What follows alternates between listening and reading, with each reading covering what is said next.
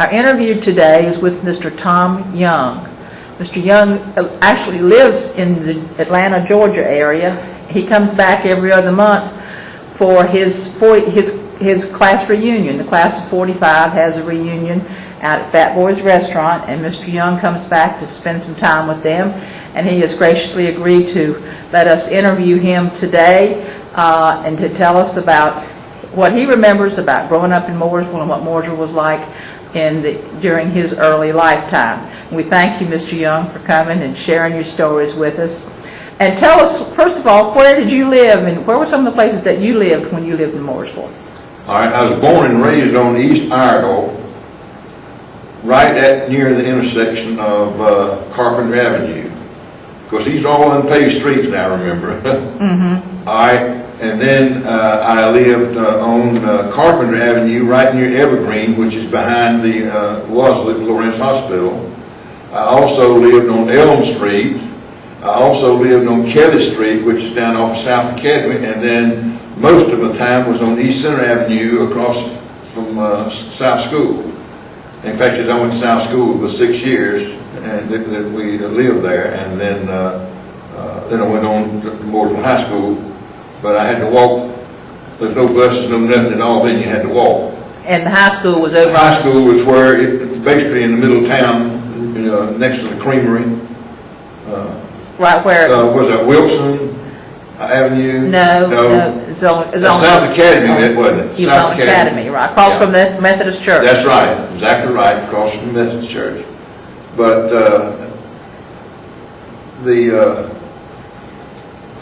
I was trying to think. I know that in my grammar school, Ms. Heathcock and Ms. Hunter were two of the teachers in South School. Mm-hmm. They lived over near the Lawrence Hospital. Who was the principal? Mary Greenlee. Yeah. Mary Greenlee was the principal. She was there for a long time. Oh, yes. I was trying to think of some of the other teachers there. But then when I went to high school, Miss Cora Freeze was one of the big ladies there. She was a very good-sized lady too, but she was a wonderful teacher. Mary Shove was kin to me. She was a math teacher. She was a math teacher. Margaret Beam was my typing teacher. John Beam, her husband, was my science teacher before he went up to the building and loan. E.R. Poole was the principal, and E.H. Miller was the superintendent. And their offices was right at the front door of the high school. Was Miss Mary McNeely a teacher? Yes. She was there. Mm-hmm. I was trying to think of some of the others. There was a Miss Crumley, was an English teacher. Miss Meacham was an English teacher. I can't remember. Anyway, Mr. Poole was the principal. Mr. Poole had a bad habit of people walking down the hall eating candy. He had a bad habit of helping himself to their candy. So one day a group of us got together and decided we was going to take care of him. So we went to the store and bought a big bar of X-Lax and scraped the X-Lax off of it and broke it up, put it in a bag of chocolate candy with the regular chocolate candy. He was walking down the hallway and he comes along and grabs his handful out of it, and do you know, from that day forward that man never took more candy than any child in school at all? Because we can imagine what happened. But we had a lot, but he was a good principal. And Fred Holt was another teacher there. He was also a coach. I was trying to think. We had baseball team, we had football team, we had basketball teams, all out of the high school. And of course, that was back when we had the Mooresville Boars ball team. That most of them worked in the mill down there and played ball. I remember that. In fact, my daddy sold the season tickets, the season box tickets to it, and I never did have to pay to get in because he sold those, and then besides that, you could get in with a Wheaties box top. Oh, You turned in a Wheaties box top, and they give you interest in it. And I always had a dime. I bought an RC and a pack of peanuts about the sixth inning of every game, and poured the peanuts down in the RC, and that lasted you the whole game. And I remember that, and we had our box seat that we did have was next to the D.E. Turner's. And we had a hole in the fence there, and whenever people hit foul balls and they brought them back, they'd bring them there to Mr. Turner and Daddy, and they'd stick them through there to return the balls back to the umpire, because it had a hole about like that to where they run the hand through it. But I can remember that because you got a drink or something for bringing the balls back back then.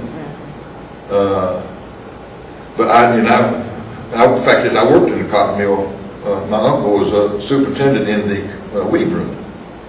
In fact, my granddaddy was in the supply room. He was over the supply room, and my uncle was superintendent in the weave room. And I had another uncle that was in the shipping department.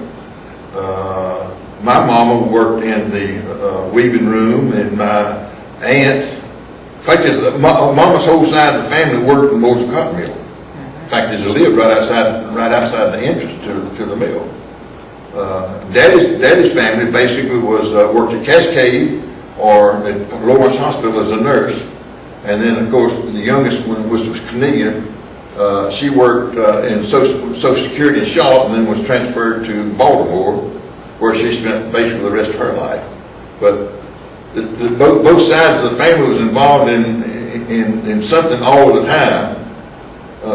There's no sitting around or anything. Everybody worked. okay, now you mentioned that your father worked he didn't work in the mill though, did he? No. What did he do? Well, Daddy started out, he worked for Charles Mack and Son wholesale at one time. He worked for Statesville Grocery Company at one time. I'm talking about delivering, to the stores. He also worked for Carolina Pride Bakery, delivering bread and cakes and stuff to the different stores in town. Then he sold insurance for Life Insurance Company of Virginia. And then he became what today would be city manager, but back then it was town clerk and tax collector was the title at that time. He was answerable to the mayor and the council only. He was over all city employees, all city equipment, anything having to do with the city. It was his responsibility, and he answered to the mayor and the council only. And one time, I remember, I was working at the mill, and my uncle came up to me and says, I need for you to go with me. And I said, okay. So we left and got in a car and went over to Lawrence Hospital. Now, why in the world was we going to the hospital? We went upstairs, and my daddy was laying in the bed, and he had his throat cut from ear to ear. What had happened is one of the city employees was grading the streets. We didn't have any pavement there, remember? It's all, and he was scraping the streets, and what he was doing is when he come to a person's driveway, he was cutting it too low, and the people was complaining about having to jump gullies to get into their own driveways and everything. And Daddy just told the guy, he said, change the blade when he gets there, don't cut that deep. He got mad at it and cut it from one ear to the other ear with a knife, right in front of the police department. So they loaded him up and hauled him to the hospital and sewed him up, and he was cut from ear to ear. I shouldn't say who the guy's name was. His last name was Moose, but H.D. Moose, I believe it was. But he lived somewhere in the vicinity across the street in South School, I think is where he lived. But anyway, they give him time and everything for it, and Daddy eventually got over it and everything. And then I got out of the service in 1950. Yeah, and to go back, in 1946, Fred Marr, who was at the Chevrolet place, was on the draft board. And I got a notice from him that I was supposed to be drafted on a certain date and report at a certain place. The day before that, I joined the Navy.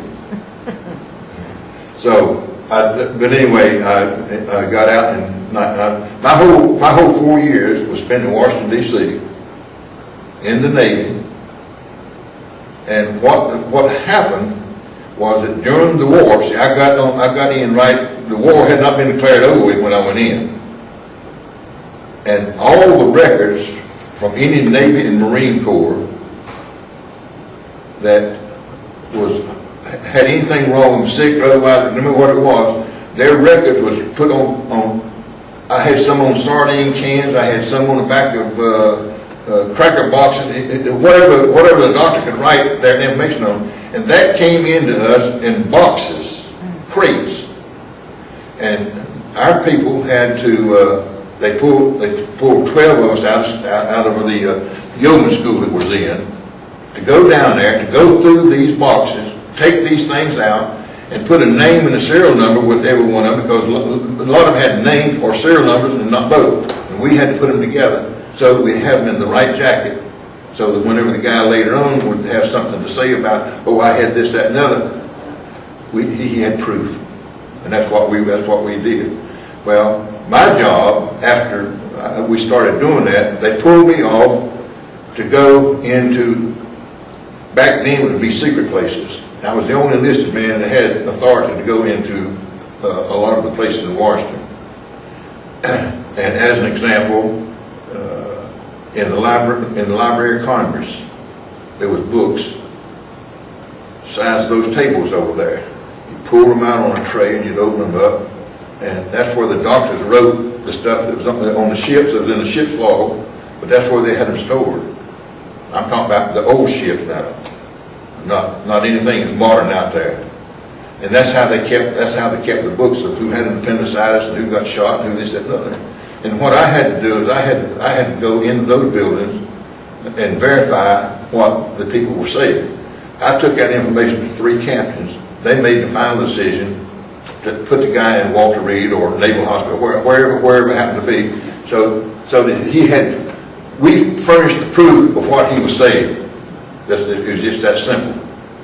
And of course, you'd have some of it was denied as far as that part's concerned, because we couldn't find anything on him. But that was my job, basically. And I worked for a lady that was a yeomanette in World War I. Pansy Wilson was her name. Very dear lady. I was the only Southerner in the whole place, so she took a liking to me. And whatever I wanted, I got.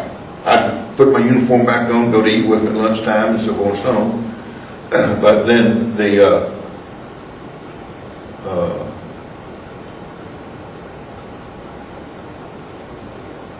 I worked, my hours of work was just like them as civilians. If they had Fridays off, I had it off. I had something Mondays off. Whatever they had off, I had off too. My schedule according to them. I worked as a civilian schedule. I didn't have to stand watches. Didn't have to do any of that at all. Because the base that I was at, which was in Arlington, Virginia, across from the Arlington Cemetery, they had barracks there. And they had their own guards and everything that were it's called ship's company. They did all the patrolling and all this, that, and other. All I did was go there and sleep and eat. And that was it. But I could walk to work, which was not far away. I walked right through a village of all women. They used to be wave barracks back during the war. They had converted them into rental units for civilians, and it just so happened there wasn't nobody there but girls. So I walked right through the middle of that, going to and from work every day. Some of them would wave and some of them wouldn't wave, so forth and so on. But we had a big time out of that because you knew not to mess with them. But anyway, after I got out of the Navy in 1950, and my father, I had saved half of my paycheck each month. I opened an account at the bank in Mooresville, and half of my paycheck every month went to them, and half of it come to me. And when I got out, of course I had that stashed away. But Daddy had decided that he was going to buy a Western Auto store over in Belmont. Now, that's home-owned. The Western Auto was a company-owned. Western Auto Associate Store was owned by an individual or a family or so forth and so on. And the guy that had it over there wanted to retire. And Daddy found out about it and said, well, I'm still young enough that I can handle it, and I got my 3 boys coming right behind me, so he said, I'm going to make a pitch that way. He went to Fred Moore at the Chevrolet Company and asked him to borrow some money from him, plus what he had, plus what I had, and we bought the store. And it wasn't too awful long after that until I paid Mr. Fred back. I never did get paid back. But I got a car out of it, though.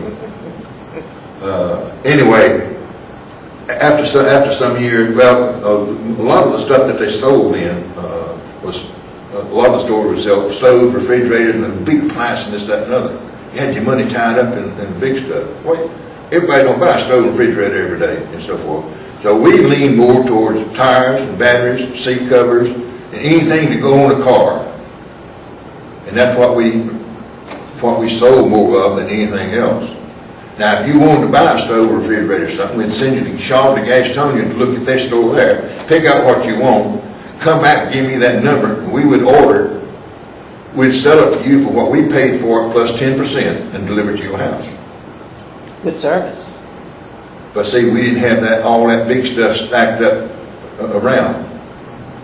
When one door and right out the other. But that was good as far as that part was concerned. Then I don't remember exactly what year it was. My father's health started failing. So the doctor told him, if you go to Florida and lay in the beach, swallow half of the ocean, burp 2 or 3 times, you'll get better. And do you know that he went to Florida, Cocoa Beach, Florida, rented him a room. He lay on that beach day and night. He got better. He came back home. Well, see, we'd already sold the store. And he went to work for Bill Farr over in McCadwell Mills. And Mama was there also. And my sister was there also. But anyway, sometime later on, he said, well, we're going back to Florida. So he moved him, my mama, and my sister back to Florida, to Cocoa Beach. And he got a job as a guard in one of the buildings out on the beach. They had to have security, I'll put it that way. So he got a job as a guard there. And stayed there. Mama didn't work, and my sister got a job at one of the places in Cape Canaveral. So they basically stayed there until they died. My younger sister is in Tennessee now, secretary at a grammar school. So now, after your father sold the business in Belmont, what did you do? I went to work for Belks. I started out in the men's department. In Belmont? In Belmont. And shortly thereafter, some months later, the guy, there was an older man in the boys department. So we traded places. I went to the boys department, he comes to the men's department. And then a year or so later, the guy that was in charge of the shoe department quit. So they asked me if I would just move from the boys department to the shoe department. And that way both of us could handle the boys department. And so that's the way it worked out. But I was at Belks for God knows how long. My wife was a director of Christian education at the Presbyterian Church where we went. Then we had a son, and then she went back. By that time they had started kindergarten and the first grade at the church, having nothing to do with the public schools. This was the church school. She went in there as a teacher, and then we had another child, and then she went back to teaching again. And then after I left Belks, I went to the airport in Charlotte, went to work for Piedmont Airlines. And I did the loading and unloading of the airplanes. I waved them in and I waved them out, and I waved on the customers at the counter and so forth. And that was in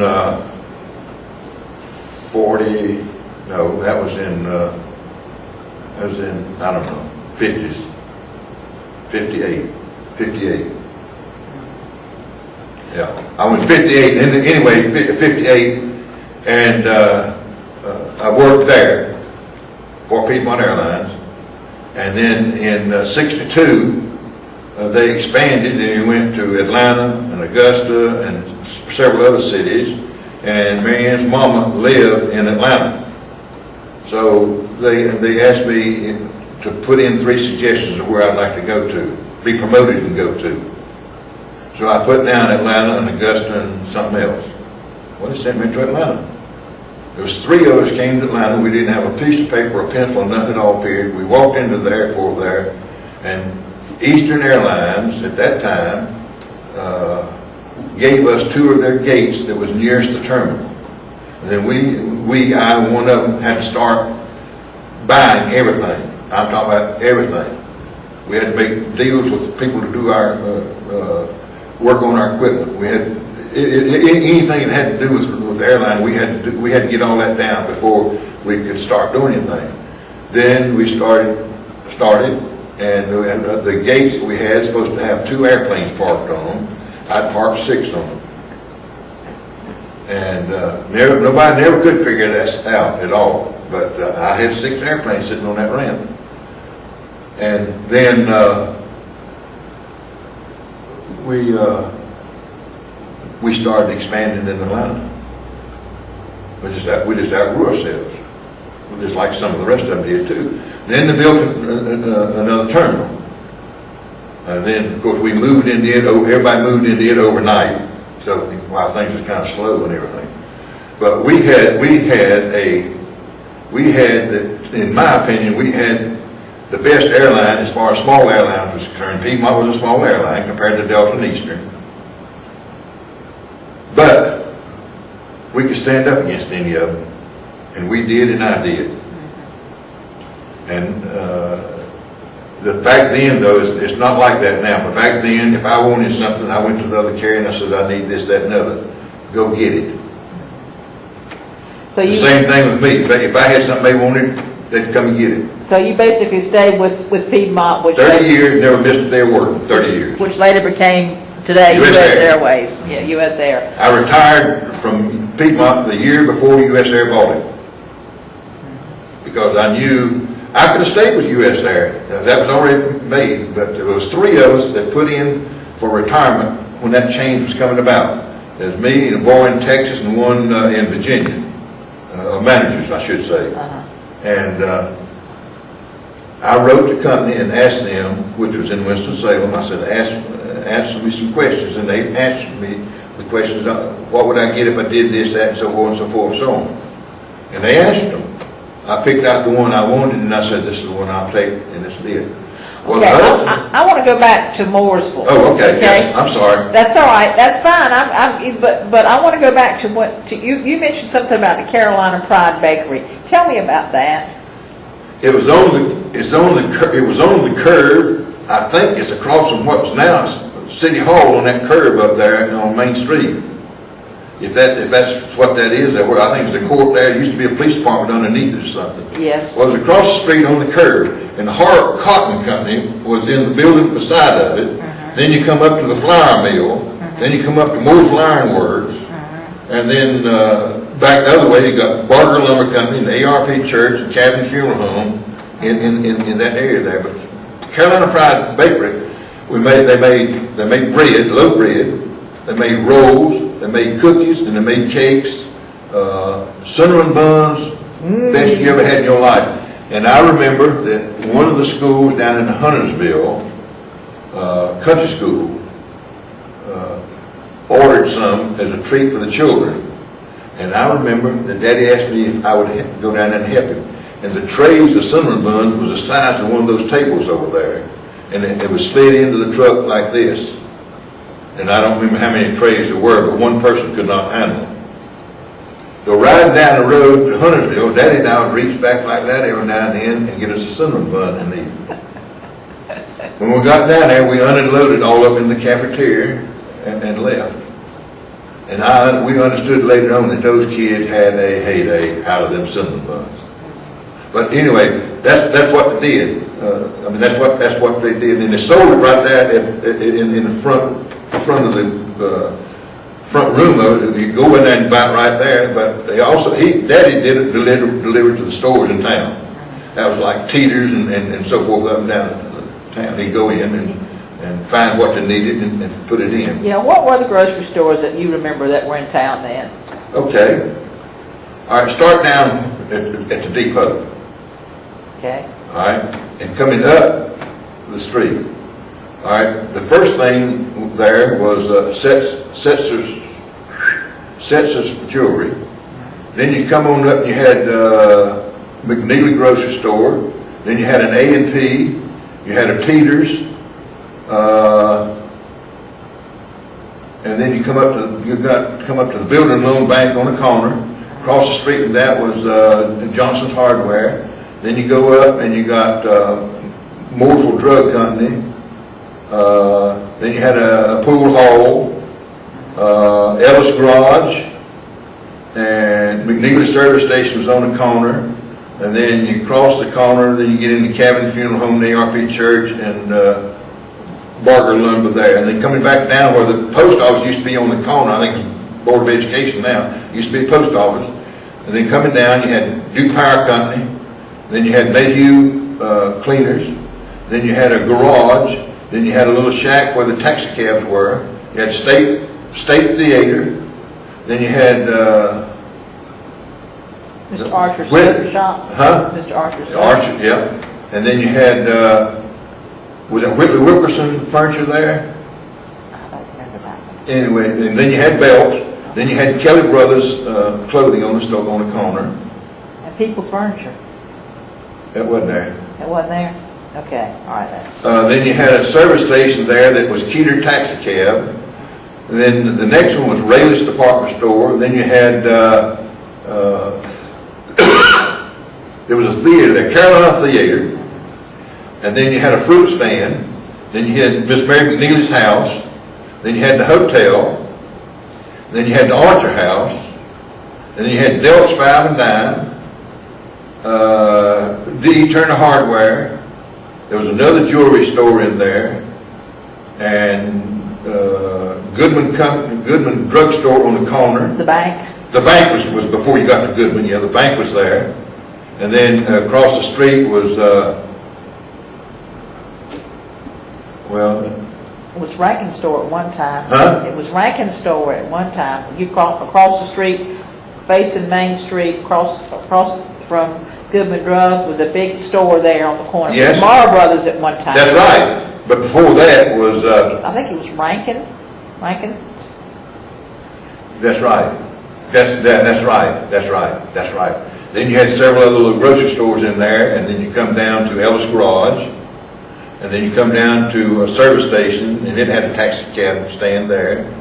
And then you go across the street, you got Bunch Funeral Home. Then you go on down, you got Cole Free's house. And then go on down, you had, in behind the houses there, he had horses and mules by the dozens. And they used to take them off of the railroad tracks there at the depot. And four at a time, one man with four of them would walk it off of the train, walk it down Main Street, put it in this guy's pasture behind there, which was on South Main Street. And what time frame are you talking about? 30s, 40s? Yes, you're talking about 30s and 40s. Because I was 6 years old when I lived on East Center across the street in South School. So I was 6, 7, 8, 9, 10, 11. Yeah, and I lived there all those 6 years. I lived there. And then, like I said, when we went up to high school, the 7th grade started at high school then. 7, 8, 9, 10, and 11. No 12th grade, 11. The year after I got out is when the 12th grade started. And you graduated in what year? Well, now that's a question. I I went to school with everybody that graduated in 1945. So you consider them your So I class? considered that my class. However, I had to go one more year because they got to checking the records and found that I had failed English by 2 points my first year of English. So I went back to school in 1946 from 11 to 12, took 1 hour of English under Ms. Crumley and passed with flying colors, working in the mill from 2 in the afternoon, from 2:30 in the afternoon until, really it was from 3 to 11. But I got to go in 30 minutes early and leave 30 minutes early so that I could get my job ahead of, caught up so that it wouldn't be behind, because I put the spools, the bobbins up on the machines that made the towels and washcloths and so forth. And that most of that stuff we was making then was Army colors. And that was during the war. That's right. And they come out of there by the trainloads too. So you were making towels, or you were? Towels and washcloths for the U.S. Army. But it was in Army green. That's right. Okay, is there anything else you'd like to tell us about growing up in Mooresville?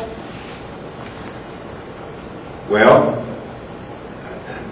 yes and no. Yes, I like living in Mooresville, as far as that part's concerned.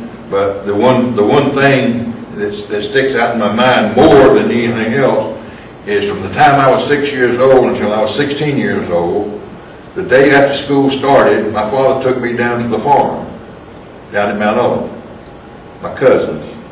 He picked me up the day before school started. I grew up in the country on a farm.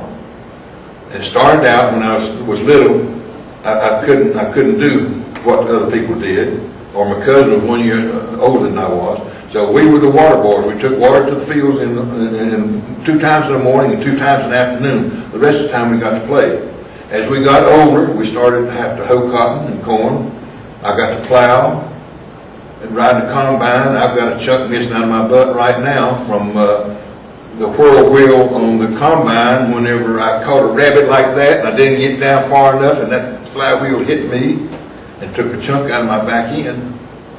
And I thought something was wrong when I went head over heels through the woods, but I didn't feel anything. Then I felt back and I felt my pocket and it had a hole in it. And then I run my thumb in there and I found the hole. So they stopped the combine and took me to the hospital. And Dr. McClellan, Dr. Taylor, laid me up on the table, looked at it, said, ain't no blood there. They took a great big bandage and a bottle of sulfur and poured my hole full of sulfur, put a great big bandage across it, said go home for a week, then you go back to the farm. By that time my daddy showed up, took me home, put me to bed. I stayed in bed 2 days. I got up and I'm ready to go. So I went back to the farm. But I really and truly was on the farm from the time I was 6 years old until 16 years old. So every summer. Every summer. Every summer. And I thoroughly enjoyed it. And I can tell you some things about back then that people this day and time would say is impossible. Well, tell us about picking cotton. Well, now that is a real chore, because you've got a sack that's about 10 times the size of you that you're dragging along. You got a band around your shoulder, and the sack is hanging down here, and you pick the cotton and stuff it in the bag. When you got down at the end of the road, then you could dump it into, really was a big wagon. You would dump it up into it, then go back down another road. So you went up and down roads like that, and of course, you're not by yourself. You got others going down roads also. But you couldn't drag that thing more than one road. What time of the year was the cotton picked? Well, the first blooms are supposed to be by July the 4th. And then it comes after that. So Toward the end of summer before school started? Yeah. Because sometimes, most of the time, the country schools, they either start late because of cotton picking, or they go half a day. A lot of them started late, And in fact, that was my cousin. They just started late because that cotton needed to be picked. Then you take it to the gin, and that's where they do all they're supposed to do with it and everything, and put it into the great big bales, and then they sell the bales to the mills and so forth. So Now, where was the gin? out Salisbury Highway, 8 miles out Salisbury Highway, right near what used to be Caldwell Grocery Store. I think out there now, I think there is a ranch type thing out Salisbury Highway on the left hand. Lazy That's got camels and all that stuff there. Well, back this side of it used to be Caldwell's Grocery Store. And right across the street near it was a cotton gin. Wasn't there a gin in Mooresville? Oh, yes, yeah. But I'm talking about the people down there didn't have to come to Mooresville. It was done there. But yeah, there was cotton gin in Mooresville. Yes, very definitely. Where was it located? Okay, it was on North Main Street. There used to be a church on the corner. I believe it was a Lutheran church. Across the street from the Lutheran church. Okay, so where the flour mill is now, there was the flour mill and the cotton gin. That's right. Both were located right there. Because I used to belong to the Scouts that we met in the Baptist, in the Methodist church, Lutheran church. Yeah. The back part of it, have a scout meeting. When we went to play, we went across the street and played hide and seek in amongst all those cotton bales back there. And I mean, there were plenty of them back there, and you drop down in them and be hid forever. But that was it. Yeah. Now that would be what you would go to the mills, and they would make balls of cotton out of it, and then it would make strings out of it, and then they'd put it on a bobbin, and that's what would go through the machine to make the towels and make it. Well, see, Cascade was more drapery and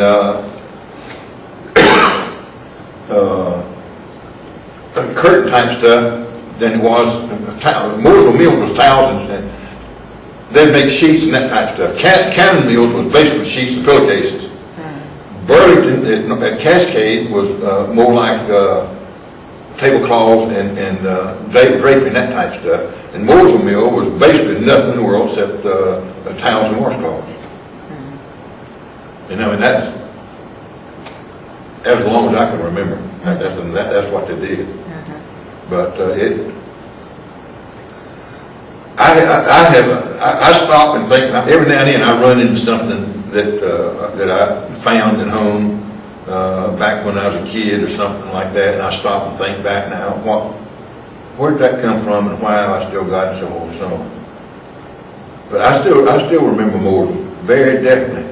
And I can remember, I remember whenever they city limits now, that's a big joke. We got out one year, and I don't remember who the teacher was, but everybody either had a bicycle or borrowed one or something, and we took our lunch from high school, rode out to the river, had lunch, rode back. That's all in one day. I remember that. That road was paved, but I bet you didn't see 3 cars on it from here to the top of the river. You know, the people back then they didn't have them. But Do you remember any real distinct celebration for the end of the war, into World War II? I remember that I was sitting on my grandparents' porch down at the mill, like I told you, where the sloop place was, right. Their house was right at the entrance to the Mooresville cotton mill. I was sitting on the porch, and all of a sudden, I heard cars coming up and down the road, hooping and yelling and tooting and carrying on, and it went on for hours and hours and hours. And I sat there and I tried to figure out what in this same deal is going on now. Come to find out, it's the end of the war, and they were celebrating. Now I don't remember. There were some other celebrations, yes, but that one kind of rocked the city because that was from one end of town to the other. Of still had ration and then gas and everything. But everybody made a big deal out of it as far as that part's concerned. But that was the end of the war. Okay, well, Mr. Young, we appreciate you sharing your stories with us. Is there anything else you think you want to share with us? I don't really know of anything else. Okay, well, we appreciate it so much, and even though you lived in Atlanta, you still have a fondness for Mooresville. Oh, yes. And My parents are buried here, so I check the cemetery every other month to be sure that everything's all right, as well as meeting my class. Well, thank you so much. We appreciate it. All right.